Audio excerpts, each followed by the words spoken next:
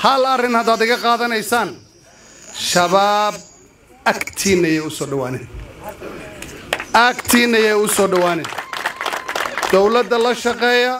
ciidamada la shaqeeya warka keena laakiin haddii aad rabtaan mar kale gumaysigii aan ka soo tagnay 60 sano ka hor mid 1 milyan oo jeer ka guracan haddaad rabtaan inaad u laabataan kuwaas soo dhawaysta diinta ku gabanay ee diinta siyaasadda u isticmaalay soo iskuma ogin oo maanta wacad kuma marayna in aan dawladda garab istaagayna soo dawladda ma garab istaagayna laamihii amniga oo dhan annaga ayaa u sarrayno madaxweynaha uuna sharfay annaga maxaan la gudban inaan wiilashana garab istaagna Soomaha soo ballan maaha ballan Soomaha assalaamu alaykum warahmatullah bas asante sana ndugu yangu Mohamed Adow mbunge wa Wajir South